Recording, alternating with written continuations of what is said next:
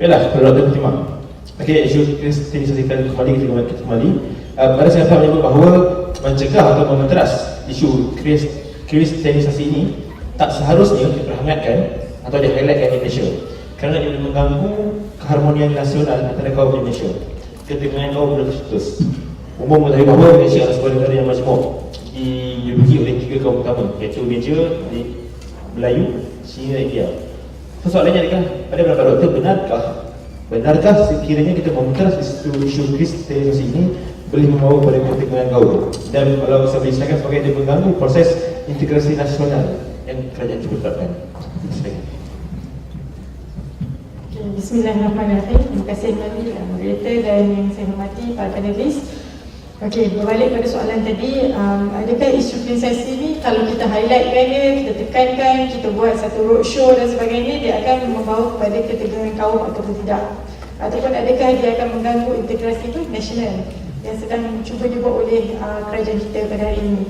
Okey, pada hakikatnya kita tengok saya tak pasti adik-adik ada masa tu umur berapa, tapi masa tu saya kat sekolah menengah, umur dalam 16 tahun, isu Ambon.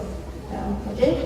Kalau baca buku apa kan, kalau rajin boleh tengok balik trace baiklah. Okay. So Ambon ni ialah satu kepulauan dekat Indonesia, whereby kat situ ada penduduk Kristian, Muslim dan sebagainya, dan diorang duduk dikatakan sebelum peristiwa Ambon berlaku memang dalam keadaan yang sangat harmoni. Orang Islam dia terlebih toleransi, okay? Terlebih toleransi, memang boleh duduk semeja. Kalau walaupun meja tu ada seorang makan, katakan makan daging yang tak halal dan sebagainya, boleh duduk semeja, borak-borak dan sebagainya.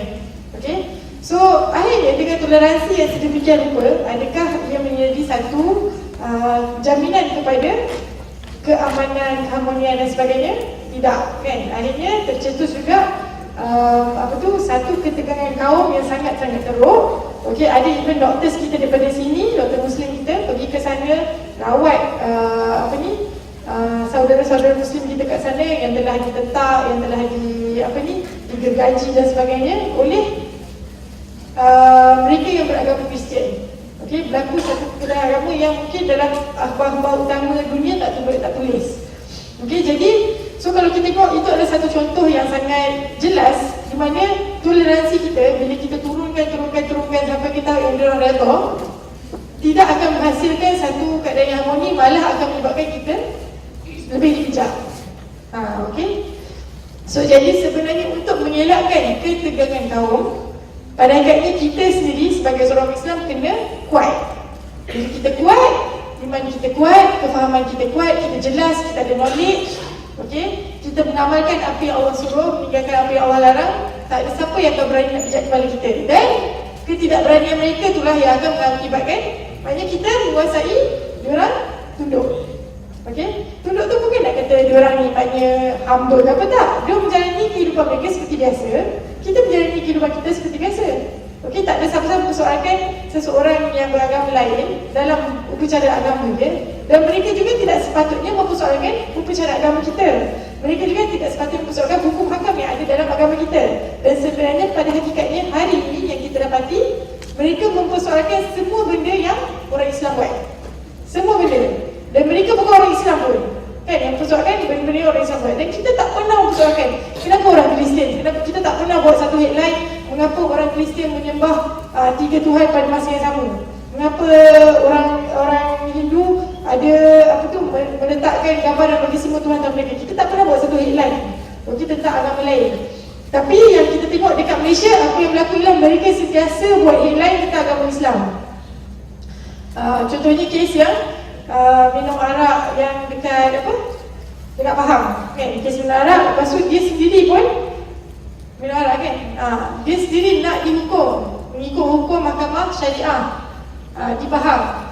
Tapi itu menjadi satu highlight bagi mereka, seolah-olah kita ni tidak menghormati hak asasi manusia untuk minum arak. Okey. So tu dia kata kita kena kuatkan diri kita. Okey, untuk mengelakkan ketegangan kaum, kita kena kuatkan iman kita, kita kena kuatkan amal kita kena ikut apa yang Allah suruh dan tinggalkan apa yang Allah larang. Pada hakikatnya kita kena jadikan Malaysia ni, sebab memang hakikatnya negara kita negara Islam. Okey, yang tu kita kena ingat. Satu benda yang kita kena target ialah hatta yu'tuna jizyatan yadi wa hum saghirun. Okey, sehingga mereka memberikan jizyah ataupun cukai daripada tangan mereka dan mereka adalah kecil. Kecil maksudnya mereka tunduk dan patuh kepada undang-undang yang ada kat negara ni, perlembagaan negara ni. Okey, bukannya kecil tu maknanya kita memperhambakan mereka pun. Kan? Kecil tu maksudnya mereka tunduk kepada kita dan tunduk kepada agama kita, tunduk kepada perlembagaan kita, undang-undang kita. Okey? Dan dengan itu, apabila mereka tunduk, maka kita dengan mudahnya dapat menyebarkan agama Islam di kalangan semua orang. Okay. Kalau kita tengok, kalau adik-adik dengar IKIM FM kan, contohnya ada slot apa? Islam Agamaku.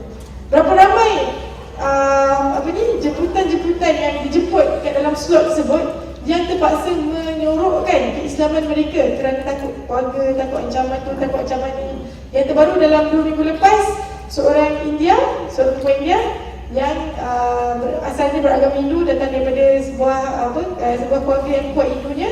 Okey, dengan dia bercerai dengan suami dia masuk Islam, dia bawa anak-anak dia sampai ke sekarang setelah 5 tahun, 5 ke 10 tahun macam tu, 5 ke 10 tahun menganggap agama Islam dan percaya bahawa anak-anak dia ikut Islam. Okey, dengan mendidik mereka, bukan sekadar memaksa dan sebagainya. Sehingga sekarang dia masih lagi diganggu. Okey, diganggu polis datang rumah dia dan sebagainya untuk dapatkan anak-anak dia untuk dipulangkan ke keluarga Hindu.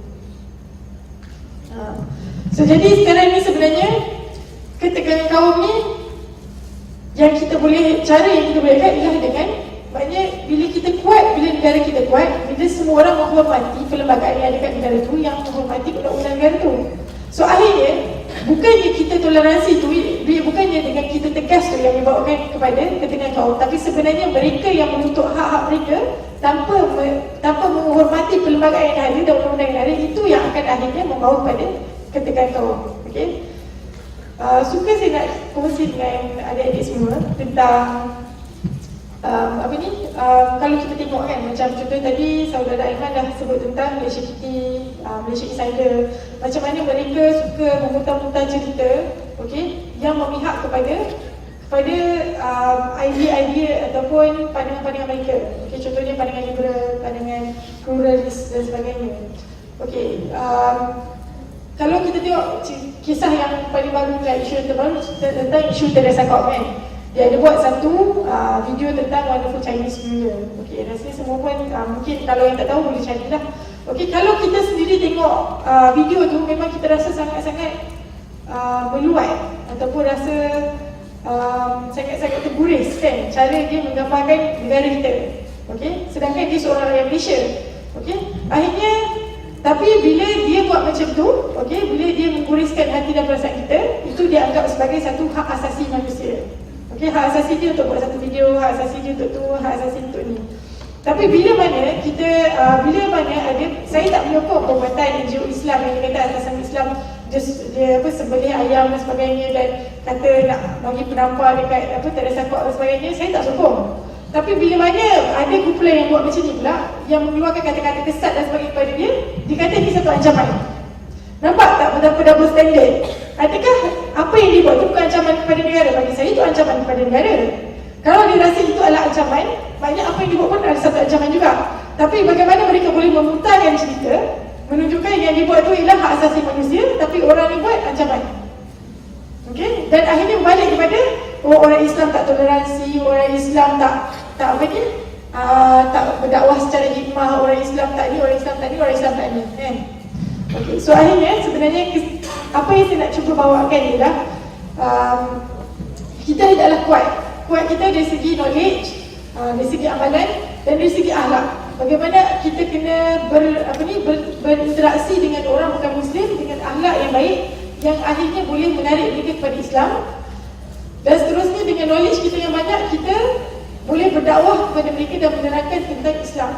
Okay, apa peristiwa yang berlaku dekat negara kita pada hari ini, okay, sebenarnya boleh dijadikan mileage ataupun boleh dijadikan satu batu loncatan kan, pada kita untuk berdakwah kepada non-Muslim kan, untuk berdakwah kepada non-Muslim.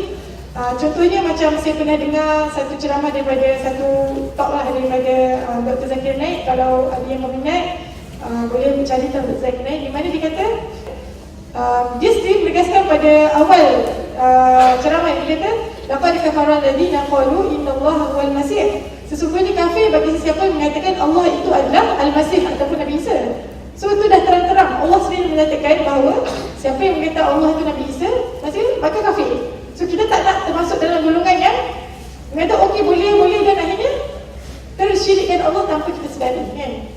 Tapi dia kata kita perlu pandai, kan? Dalam permainan ni kita perlu pandai. Akhirnya kita kena menggunakan balik benda tu dengan menerangkan balik kepada mereka.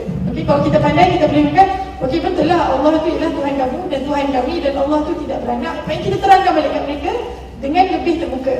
Okey, dengan lebih terbuka dan iman dan sebagainya. Tapi pada masa yang sama memang kita kena tegaskan bahawa ini adalah satu isu yang berlaku dekat Malaysia, krisis ini yang kita tak boleh deny dan kita kena hadapi. Bagaimana pun cara kita nak hadapi, sama ada dengan roadshow ke, dengan menjelaskan kepada orang ramai ke dan sebagainya, kita kena hadapi isu ini. Okey, wallahu a'lam.